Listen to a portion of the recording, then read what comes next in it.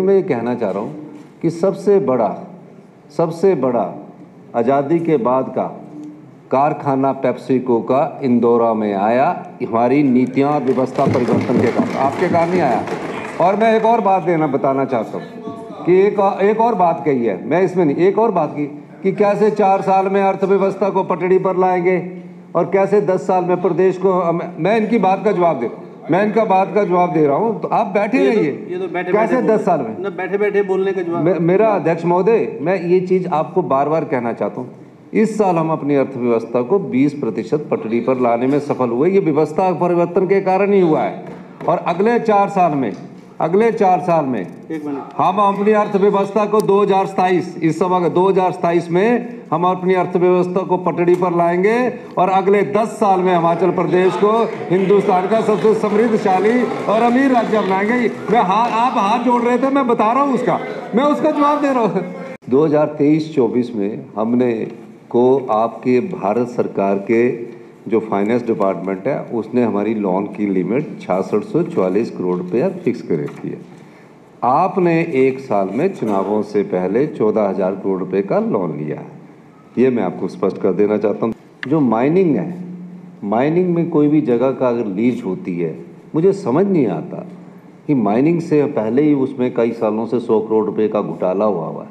Mining के साथ ये विपक्ष क्यों इतना ज़्यादा खड़ा हुआ है? हमें राजस्व कमाना है, और मैं ये भी कहना चाहता हूँ कि जैसे माननीय मंत्री जी ने कहा कि हम उसका रेट को भी फिक्स करने के बारे में विचार कर रहे हैं। हमारी सरकार इस संदर्भ में भी विचार कर रही है कि रोडी का रेट क्या होगा और रेते का रेट क्या होगा, क्योंकि रेता तो क्रश नहीं होता, रेते का रेट भी एक निकलना है जो हमने माइनिंग में करना है, उसके बाद उसको ऑक्शन करना पड़ेगा कि इस रेट पर हम बेचेंगे, ये ऑक्शन पर हमारी उम्मीद है।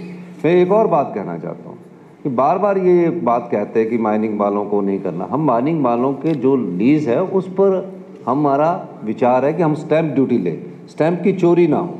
हम स्टैंप ड्यूटी लेने में कोई हर्ज थोड़ी है, उसका राजस्व सरकार के पास ही आएगा।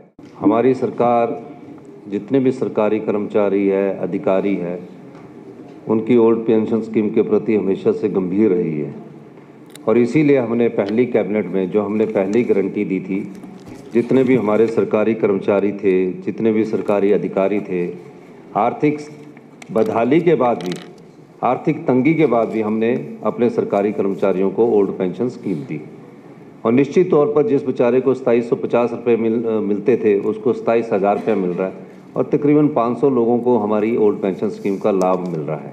6th पे कमीशन का जो एरियर और पेंशन में एरियर है, हमने कई बार अपने वाइट पेपर में माननीय उप मुख्यमंत्री जी ने भी रखा कि उसकी 10,000 करोड़ की लाइबिलिटीज़ है। ये नगर पंचायत और नगर परिषद और म्यूनसिपल कॉरपोरेशन से संबंधित नहीं है। जितने भी सरकारी कर्मचारी और हमारे और विभागों में लगे हैं उनका भी 6th पे कमीशन का अभी तक एरियर नहीं दिया गया है। 6th पे कमीशन लागू कर दिया, ना पेंशन वो भोगियों को उसका अभी तक एरियर मिला है। लागू तो कर दिया, ये पिछली सरकार ने किया।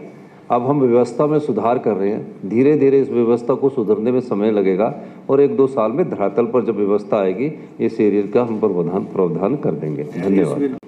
मैं धन्यवाद करना चाहूँगा हंसराज जी का कि उन्होंने प्रयास तो किया SPO का मानदेय बढ़ाने के लिए, पर मैं आपके ध्यान में लाना चाहता हूँ कि भारत सरकार को हमने इसके बारे में चिट्ठी लिखी थी और भारत सरकार ने इसकी मंजूरी नहीं की।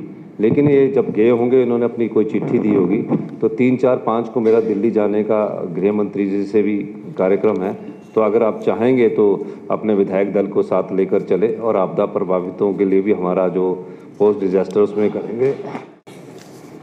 माननीय अध्यक्ष महोदय, हम तो सभी सर्कमस्टांसिस में हिमाचल प्रदेश के जहाँ भी सरकारी कर्मचारी है, हमारी सरकार ने चुनाव को नहीं देखा और पहले ही साल जिसमें SPO भी आते हैं, हमने 500 रुपया का मानदेय उसमें बढ़ा दिया है।